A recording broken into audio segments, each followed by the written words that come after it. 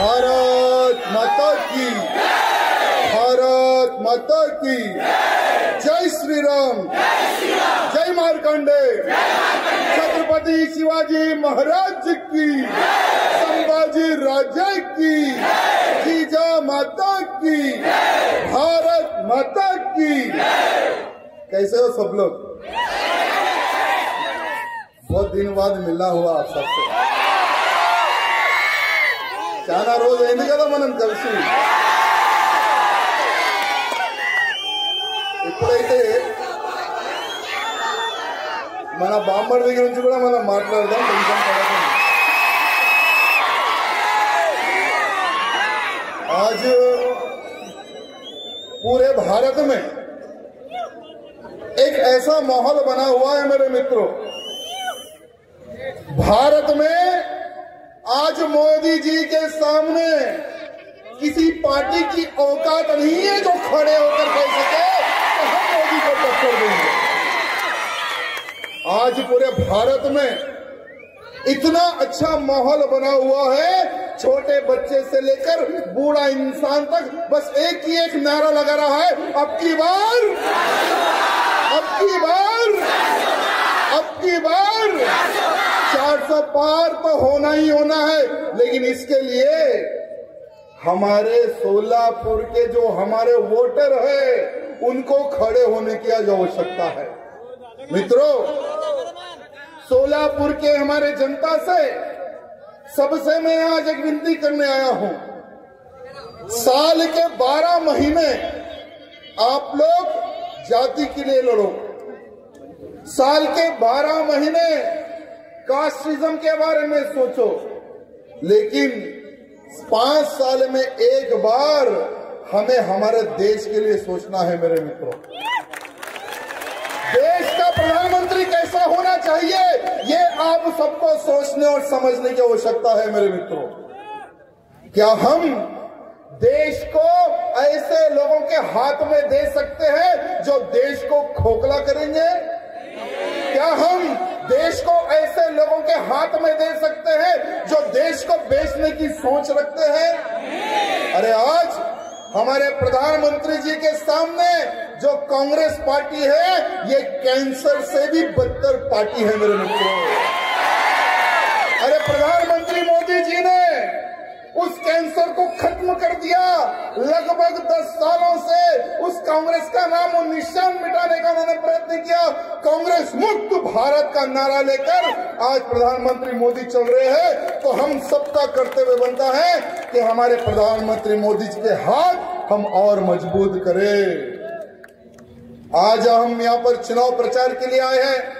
हमारे इस मंच पर उपस्थित हमारे बड़े भाई आमदार विजय कुमार जी देशमुख, हमारे भाई आमदार सुधाकर ओड़े जी जो कि नागपुर विधायक है हमारे नागपुर से, साथ ही साथ चुनाव प्रचार प्रमुख हमारे बहुत ही पुराने दोस्त राजू पाटिल जी और हमारे बहुत ही पुराने मित्र हमारे अर्जुन सिन्हा जी, साथ ही साथ संजय जी कोड़ी, शिवानंद जी पाटिल, राजकुमार हंसती जी और इसी मंच पर हमारे एक डॉक्टर साहब है जो कि पार्षद भी है, कॉर्पोरेटर हमारे किरण देशमुख जी।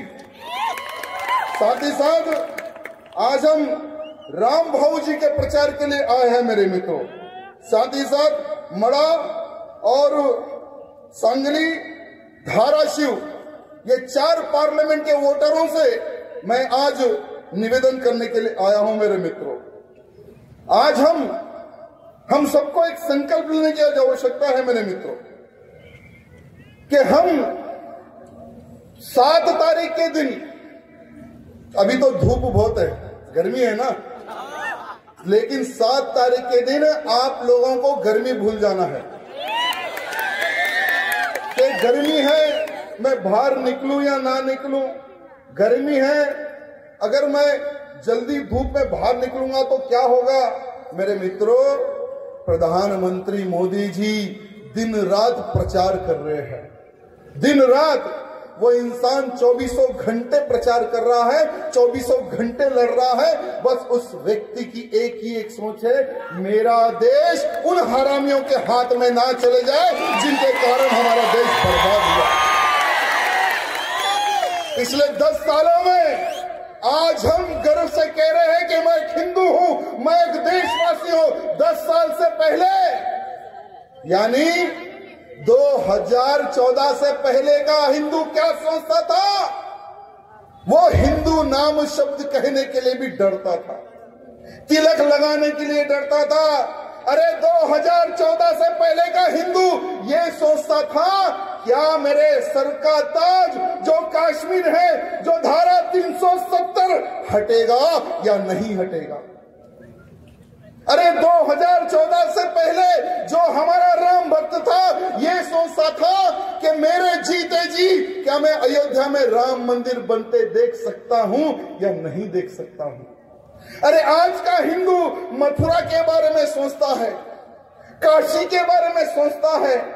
आज हम गर्व से कह रहे हैं कि आसमान को छूने वाला राम मंदिर हमारे मोदी जी ने बनवाया है, आसमान को छूने वाला।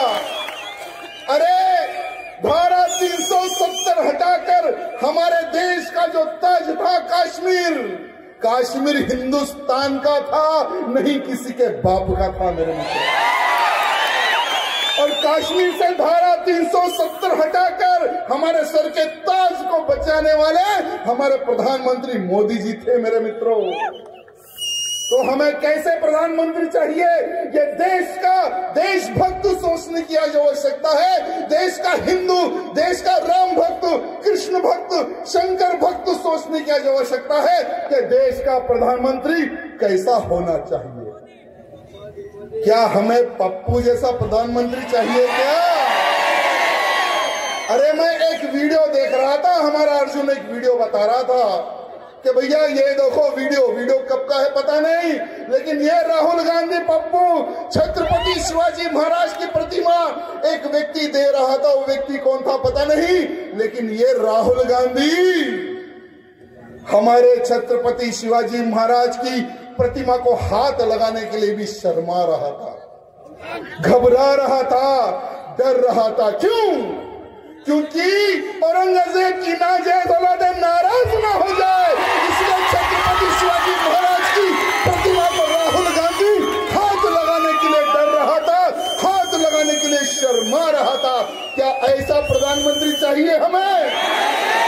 अरे जो छत्रपति शिवाजी महाराज का मान सम्मान ना करे, क्या ऐसा प्रधानमंत्री चाहिए हमें?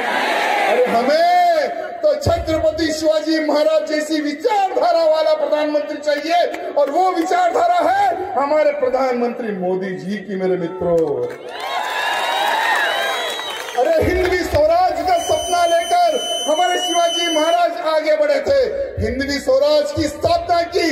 आज यही हमारे प्रधानमंत्री मोदी जी सबका साथ, सबका विकास और सबका विश्वास लेकर आगे बढ़ रहे हैं। पिछले 10 सालों में मेरे मित्रों आज हम गर्व से कह रहे हैं कि हम हिंदू हैं। आप लोग एक बार विचार करिए कि ये कांग्रेस की सरकार जहां जहां पर आई है राज्यों में, क्या वहां का हिंदू क्या सुरक्षित है? कर्नाटक में देखिए क्या हुआ। कर्नाटक में लव जिहाद के नाम पर हमारी एक बहन को कितने चाकुओं से मार के खत्म कर दिया। अरे उस लड़की का बाप तो तुम्हारे ही पार्टी का था। अरे शर्म करो रे कांग्रेसियों। अरे हमारी बेटी का कत्ल हुआ, एक भी कांग्रेसी उसके बाप और उसके परिवार से मिलने के लिए भी डर रहा था। क्यों? क्योंकि जिसने हत्या की थी वो एक मुसलमान था, और मुसलमान का वोट हमारे से सरक ना जाए, इसलिए उस लड़की के परिवार से कोई भी कांग्रेसी मिलने के लिए नहीं गया मेरे मित्रों, कोई कांग्रेसी मिलने नहीं गया। लेकिन भारतीय जनता पार्टी के हमारे राष्ट्रीय अध्यक्ष श्रीमान जेपी नड्डा जी उनके घर जाते हैं और उनको कहते हैं कि हम हैं तुम्हारे साथ। जब तक आज उस हरामी को फांसी की सजा नहीं मिल जाती, हमें तुम्हें अपना बड़ा समझिए, आप हमारे आपके परिवार का ही हिस्सा समझिए, पूरी भारतीय जनता पार्टी आपके साथ है। इतनी ताकत देकर आए हैं हमारे नड्डा जी। मित्रों, जिसके घर में किसी की मृत्यु हो जाती है ना, तो दर्द क्या होता है उसी को पता है मेरे मित्रों। अरे उस परिवार को पूछो जिसकी बेटी को कॉलेज के अंदर सरेआम चाकुओं से भोग भोग कर उस हरामी ने मर्डर कर दिया।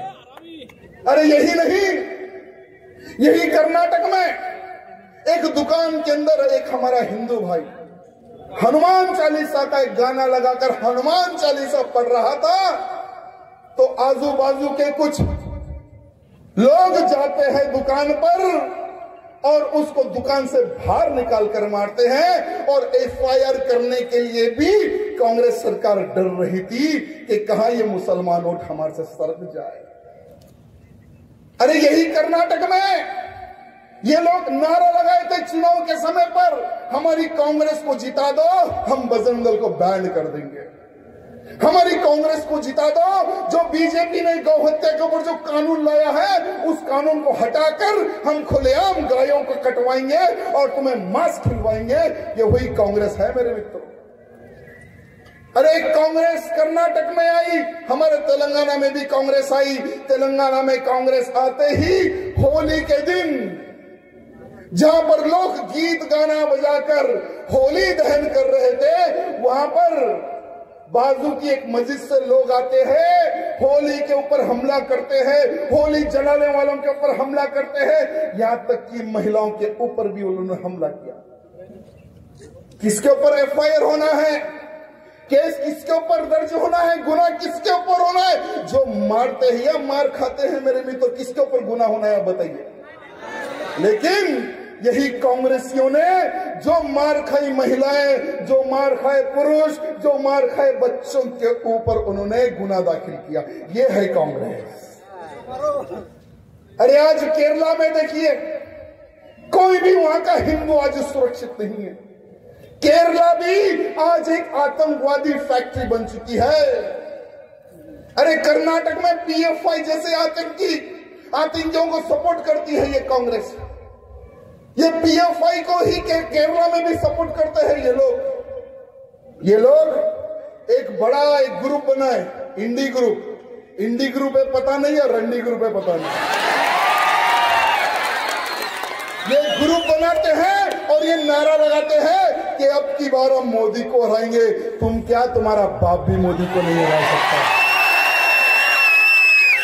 अरे बंगाल में देखिए क्या हो रहा है, 1 करोड़ से ज्यादा बांग्लादेशी और रोहिंग्या इनके बाप की जागीरें समझकर बंगाल एक राज्य में आकर छुपे हुए हैं। अरे मंत्री बन गया, मिनिस्टर बन गया, विधायक बन गया, रोहिंग्या और बांग्लादेशी आज बंगला में हिंदुओं पर हमला कर रहा है। जहां पर हमारे हिंदू क्षेत्र है, मंदिर है, घर है, वहां पर एक जाता है, एक विधायक है कोई, वो जाकर हमारी बहन बेटी को उठाकर ले जाता है, उसका बलात्कार करता है। उसके बाद में दूसरी बहन को ले जाता है, तीसरी बहन को ले, चौथी बहन को ले जाता है। जब वो मीडिया में बाहर आया तो यही ममता बनर्जी जो वोट की भिखारन है, वो उसके ऊपर केस करने के लिए भी डरती थी। लेकिन सीबीआई यानी सेंटर ने, प्रधानमंत्री मोदी जी ने कहा है कि जाओ, जाकर हमारी बहन बेटियों की इज्जत बचाओ। वो इज्जत लूटने वाला भी मुसलमान था मेरे भाई।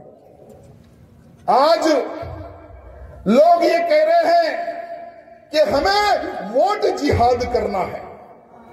प्रधानमंत्री जी ने बहुत अच्छी बात कही है। अरे हमने लव जिहाद सुना था, हमने लैंड जिहाद सुना था, ये वोट जिहाद इन्होंने नया प्रारंभ किया है।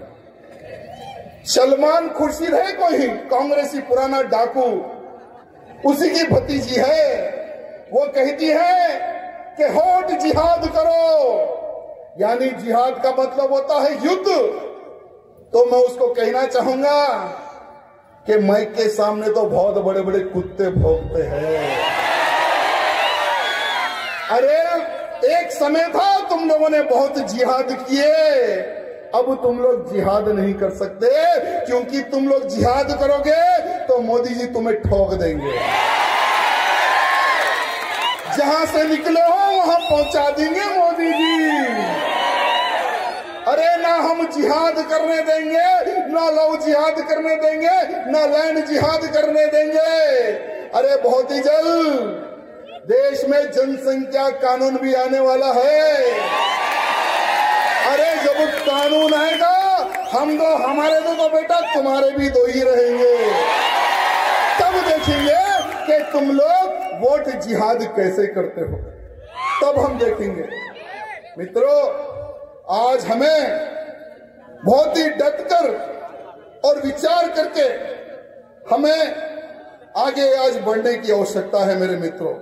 और मैं आपको, अगर कांग्रेस गलती से अगर आ गई तो हमारे देश में क्या होने वाला है, मैं आज आपको बताने की कोशिश करूंगा मेरे मित्रों। आज यही सोलापुर पार्लियामेंट से उम्मीदवार कौन है? कौन है उम्मीदवार? बीजेपी के सामने कांग्रेस उम्मीदवार कौन है?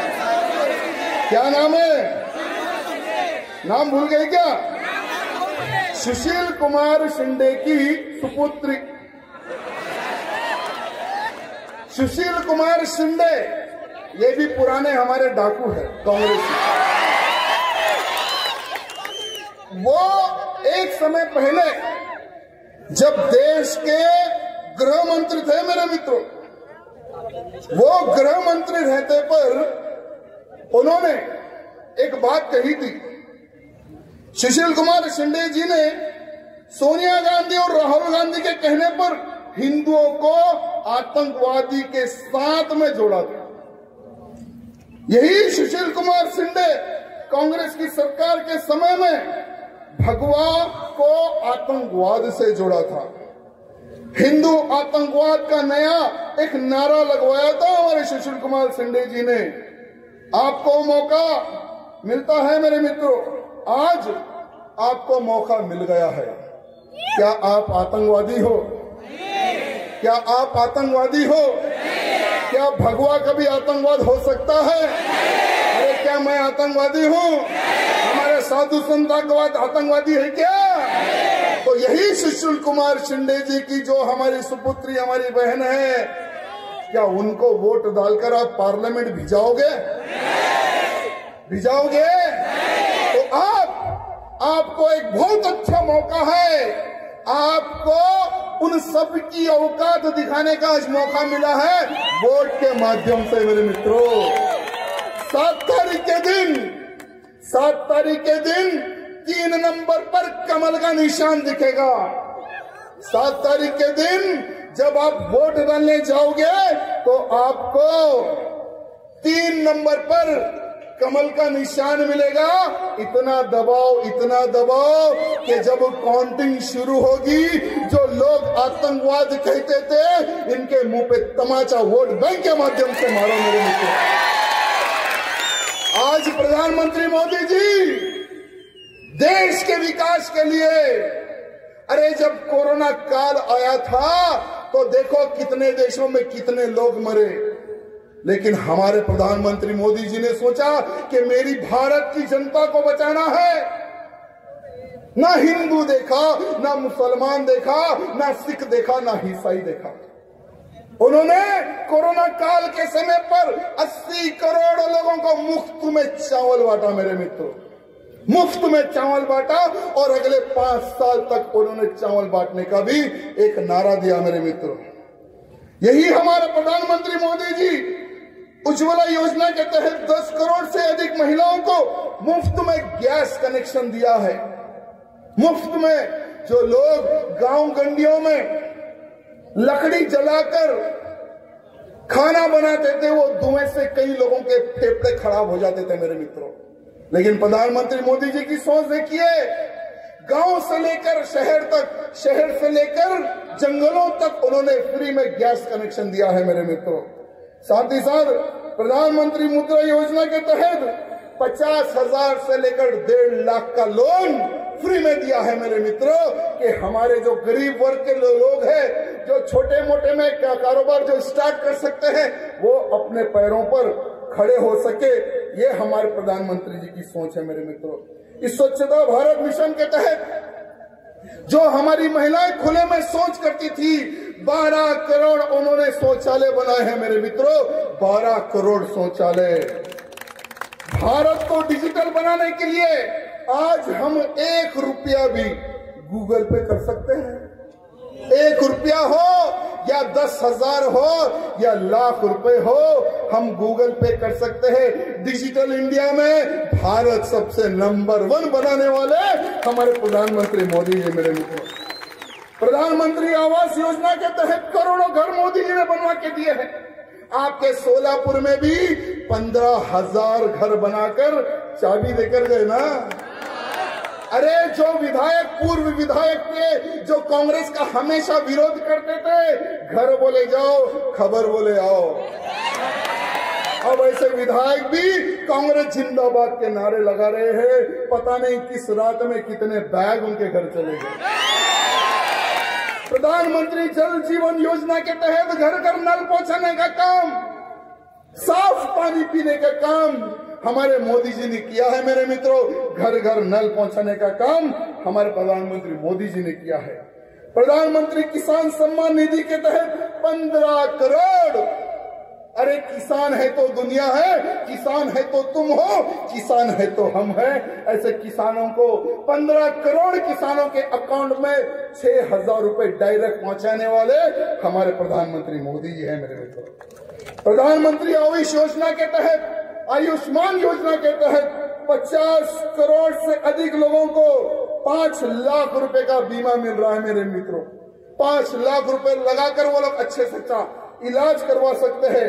अटल पेंशन योजना के तहत 50 साल की उम्र से अधिक लोगों को 1,000 से लेकर 5,000 तक की पेंशन देने का काम हमारी मोदी सरकार कर रही है मेरे मित्रों।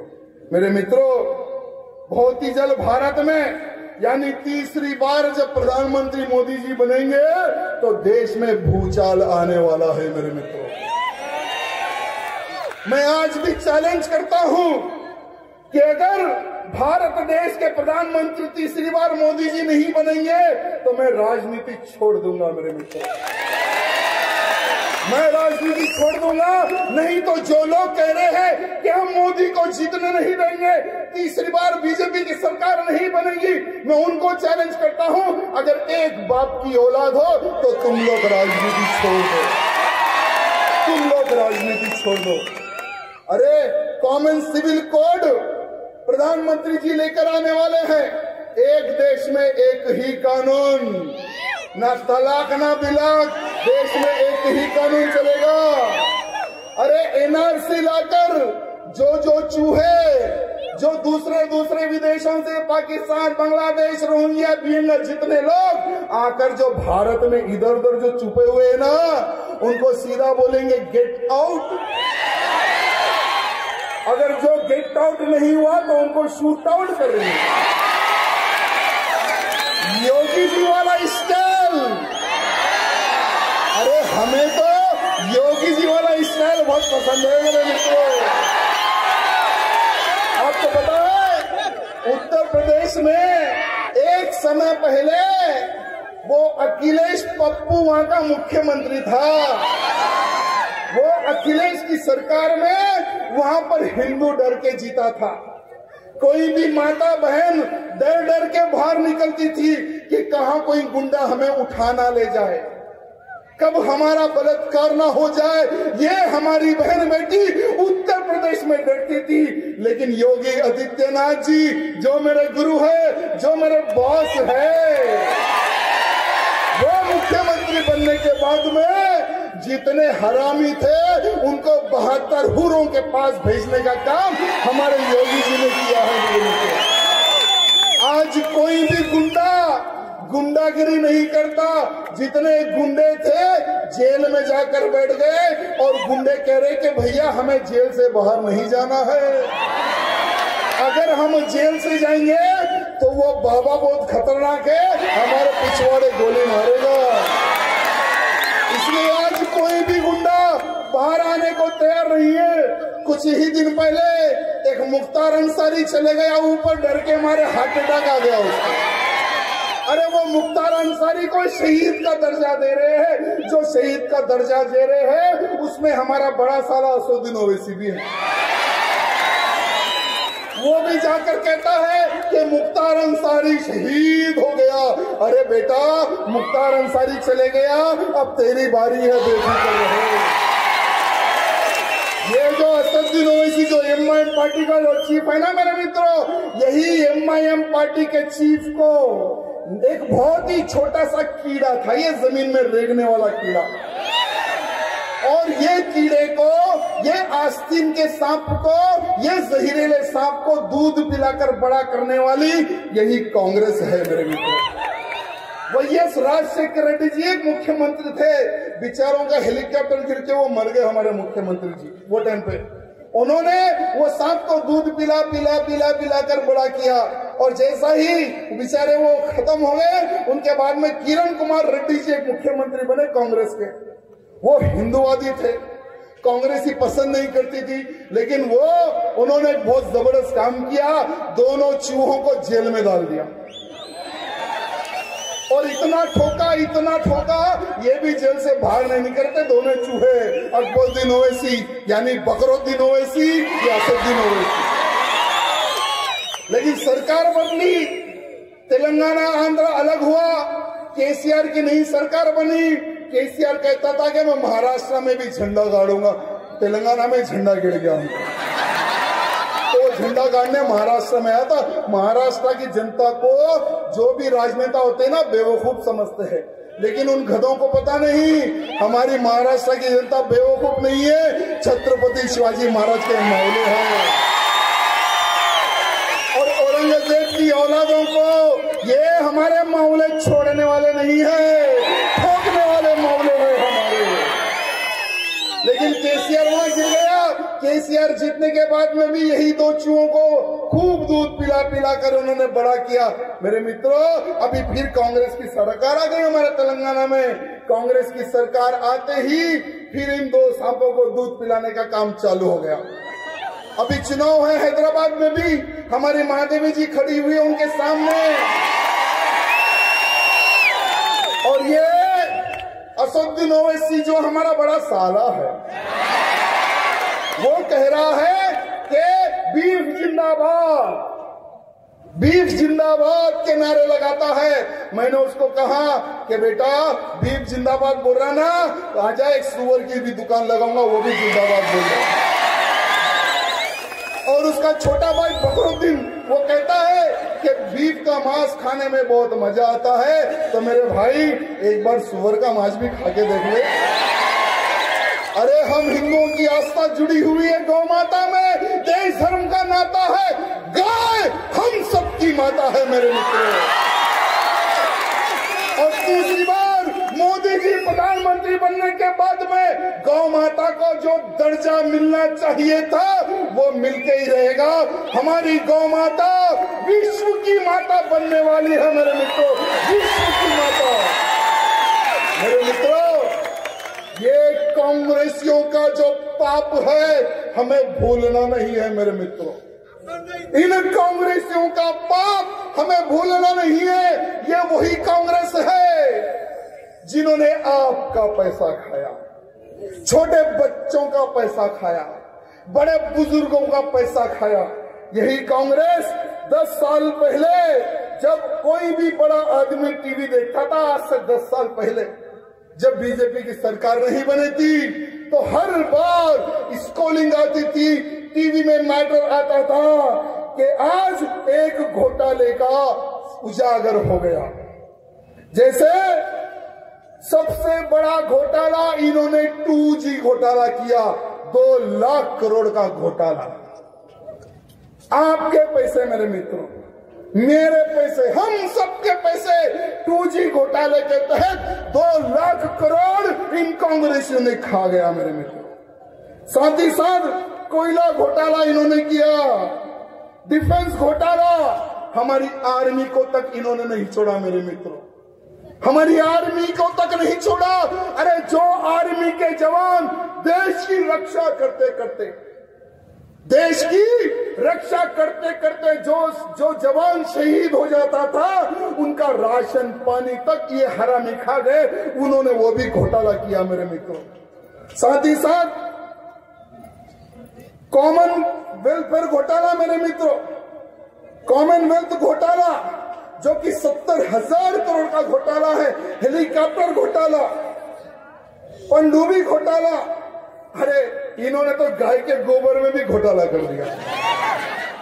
नेशनल हेराल्ड घोटाला 2,000 करोड़ का घोटाला मेरे मित्रों, और यही घोटाले में सोनिया गांधी और राहुल गांधी इन्वॉल्व थे। ये अभी भी बेल पे घूम रहे मेरे मित्रों। देश का खाने वाले पैसा क्या प्रधानमंत्री बनने लायक है? और बेफिक्र रहो सोनिया गांधी जी और हमारे पप्पू जी, जब तीसरी बार मोदी जी बनेंगे ना, ये जो तुमने घोटाले किए हैं इसका हिसाब तुम्हें जेल में बैठकर देना पड़ेगा। अरे कांग्रेस के समय धरती से लेकर आसमान तक घोटालों की इतनी लंबी लाइन है मेरे मित्रों। अगर घोटालों के बारे में अगर मैं यहाँ बोलने बैठूं तो समय भी कम पड़ेगा मेरे मित्रों। देश को इन्होंने खोखला किया है, देश को इन्होंने बर्बाद किया है, और ऐसी कांग्रेस को भूतोना भविष्य हम भारत में कभी राज करने नहीं देंगे। ये संकल्प हमें लेना है मेरे मित्रों। इकड़ुना प्रतियोगिता అన్న తమ్ముళ్ళు అక్క చెల్లెలు అందరికీ నేను దండం పెట్టి రిక్వెస్ట్ చేస్తున్నా।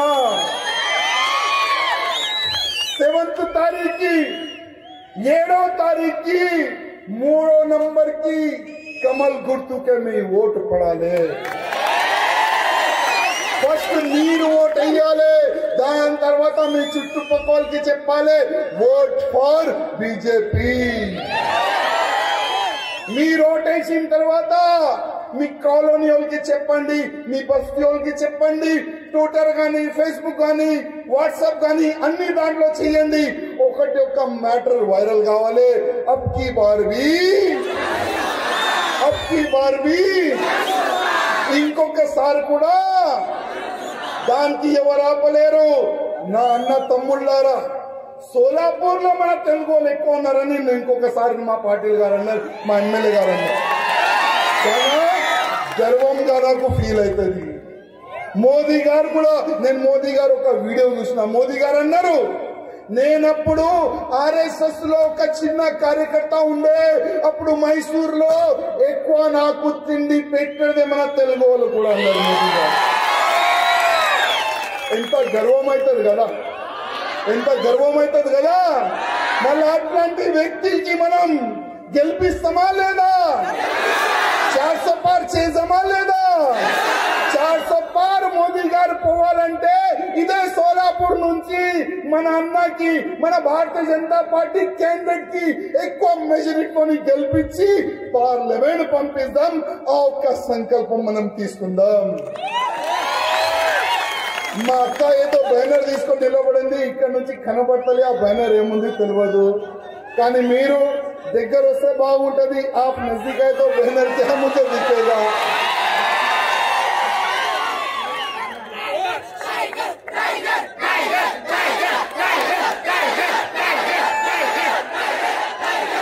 मित्रों, अरे वाह क्या बात है, ये तो हमारा संकल्प है मित्रों।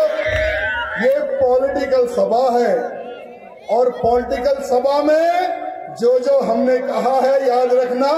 और ये जो मेरी बहन जो बैनर लेकर आई है ना, भारत को अखंडित राष्ट्र बनाने की ताकत भी हमारे मोदी जी रखते हैं। ये पप्पू गिप्पू में दम नहीं जो हिंदू राष्ट्र की बात करे। अगर हिंदू राष्ट्र अगर कोई बना सकता है तो केवल एक इंसान है, वो है प्रधानमंत्री मोदी जी। प्रधानमंत्री मोदी जी। सब लोग अपने फोन की टॉर्च लाइट खोल के बताना है कि मोदी जी हम भी आपकी सेना है,